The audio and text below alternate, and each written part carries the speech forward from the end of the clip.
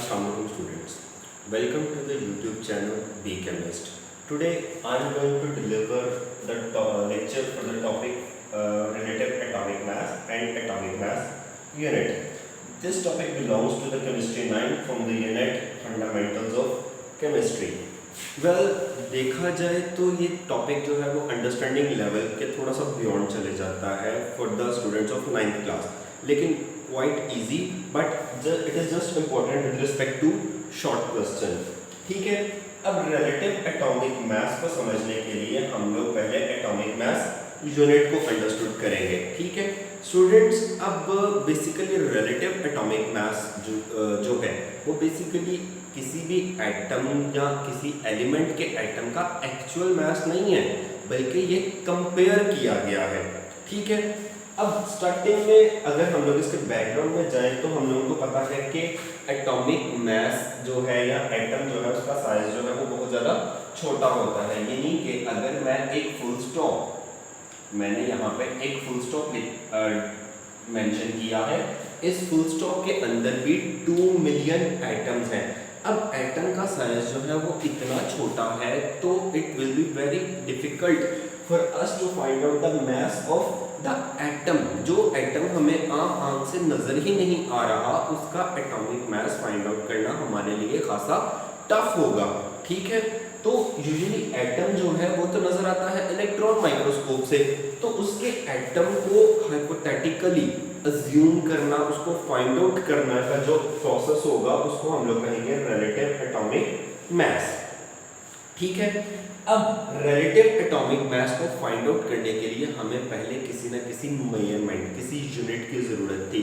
Just like अगर हम किसी शॉपकीपर के पास जाते हैं तो हम लोग उसे क्या कहते हैं, हमें 5 kg लाइक शुगर, आप हमें शुगर दे दो. हम उसे बाकायदा बताते हैं कि हमें केजीज शुगर चाहिए, कितनी, 5 kg. ठीक है, तो उसी तरह से जब हम लोग किसी भी एटम के मास को मेजर करेंगे, उसके यूनिट को हम लोग एटॉमिक मास यूनिट का नाम देंगे, जिसे हम लोग AMU के साथ रिप्रेजेंट करेंगे. ठीक है, अब AMU का हम लोग पहले पढ़ लेते हैं कि होता क्या है. It is 1/12 the mass of one atom of carbon 12. Well, देखा जाए तो जब हम लोग शॉपकीपर के पास जाते हैं तो वो हमें क्या करता है, हमारे पास जो बैलेंस होता है उसके अंदर वो 5 kg का कोई पॉट रखेगा, मेजरिंग पॉट, और यहाँ पर जो है वो शुगर रखेगा. जैसे ही ये दोनों चीज़ें जो है वो बैलेंस होंगी, इट मींस कि हमारे पास 5 kg शुगर जो है वो आ गया है. ठीक है, जैसे तराजू के एक साइड पे 5 किलोग्राम का वेट रखेगा और दूसरी तरफ जो है वो शुगर रखेगा. जैसे ही वो बैलेंस होंगी तो हमें पता चल जाएगा कि शॉपकीपर ने हमें 5 किलोग्राम जो है वो शुगर दे दी है. इट मीन्स कि उसने जो एक साइड पे वेट रखा वो हमारे पास क्या था, स्टैंडर्ड. उसी तरह से हमारे पास किसी भी एटॉमिक मास यूनिट के लिए किसी स्टैंडर्ड चीज का होना जरूरी था. वेल, 18th सेंचुरी के जो साइंटिस्ट थे उन्होंने हाइड्रोजन को जो है वो यूज किया था एज अ स्टैंडर्ड. लेकिन हाइड्रोजन जो है उसकी नेचर गैसियस होती है और मोर ओवर वो फ्लेमेबल गैस होती है, इसीलिए उसको हम लोगों ने स्टैंडर्ड मानने से इनकार कर दिया. उसके बाद जो स्टैंडर्ड माना गया वो कार्बन को माना गया. अब कार्बन 12 क्यों लिखा जाता है, कार्बन के बेसिकली 3 आइसोटोप्स होते हैं, कार्बन 12, 13 एंड 14. कार्बन 12 जो होता है वो चूंकि सबसे ज्यादा नेचर में पाया जाता है और वो स्टेबल आइसोटोप है, इसीलिए उसको स्टैंडर्ड मान लिया जाता है.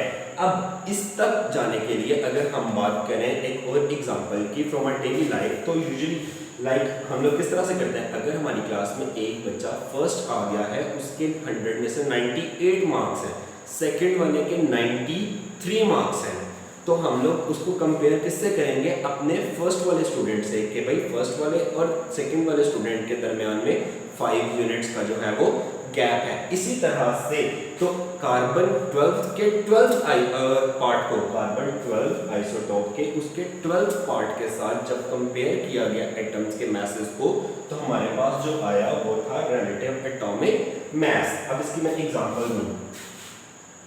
अब मैं जिस तरह से एक्सप्लेन करूंगा, बेसिकली ऐसा होता नहीं है, लेकिन ये चीजें सिर्फ मैं हाइपोथेटिकली एक्सप्लेन कर रहा हूं. मैंने लिया एक कार्बन 12 आइसोटोप, उसके मैंने 12 पार्ट्स कर दिए, 1 2 3 4 5 6 7 8 9 10 11 12। ठीक हो गया। अब ये कार्बन 12 है, उसके 12 पार्ट्स हो गए, उसका हम लोगों ने एक हिस्सा यूज करना है। तो ये जो हिस्सा हो गया ये मेरे पास हो गया 1/12। ठीक हो गया। अब मैंने क्या किया, मैंने एक वेट लिया, मैंने फाइंड आउट करना है हाइड्रोजन का रिलेटिव एटॉमिक मास। अब हाइड्रोजन का रिलेटिव एटॉमिक मास वो कि हमें नहीं पता, वैसे तो हमें पता है कि उसका मास का 1.008 ग्राम्स या केएमयू। ठीक हो गया। हम लोगों ने क्या किया, इसका मैंने एक यूनिट उठाया, ये रखा, तो ये वेट जो था मेरा क्या हो गया, बैलेंस हो गया। इट मींस के 1 AMU is equal to the 1.008 gram of hydrogen. अब हीलियम अगर मैं यहाँ पर यूज करूं हीलियम, तो हीलियम का जो मास होता है वो होता है 4 ग्राम्स। ठीक है, तो इसको बैलेंस करने के लिए मुझे कितने पार्ट्स चाहिए होंगे, 4। तो मेरा हीलियम का मास जो है वो आ गया। तो दोबारा से अगर मैं इसको रिपीटेडली एक्सप्लेन करूं तो स्टूडेंट्स, हमारे आज के टॉपिक में ये बात हुई है कि जब भी हम लोगों ने किसी एलिमेंट के एटम के मासेस को फाइंड आउट करना है तो हम लोग क्या करेंगे, कार्बन 12 के एटम को स्टैंडर्ड मानेंगे और उसके 1/12 पार्ट को, यानी कि उसके 12th पार्ट को हम लोग कंपेयर करेंगे उस एटम के मास के साथ। जहां पे वो चीज बैलेंस होगी हमें आ जाएगा कि उस एटम का हम लोगों ने मास फाइंड आउट कर लिया है। Is it clear students? अब रिलेटिव एटॉमिक मास का जो यूनिट होता है वो होता है atomic mass unit. Atomic mass unit जो होता है उसको हम लोग रिप्रेजेंट करते हैं 1 AMU, और ये कितने ग्राम्स के इक्वल होता है, 1.66 into 10⁻⁻24 grams. Is it clear? Sure? ठीक है। अब स्टूडेंट मोर ओवर अगर आप लोग अपनी बुक को कंसल्ट करो तो आप लोगों के पास कुछ एग्जांपल्स दी गई हैं mass of proton, mass of neutron और मास ऑफ इलेक्ट्रॉन्स की। ठीक है, मैंने यहाँ पर AMU में लिखे हैं, आप लोगों ने कैलकुलेट करके उनको ग्राम्स में खुद चेंज करना है।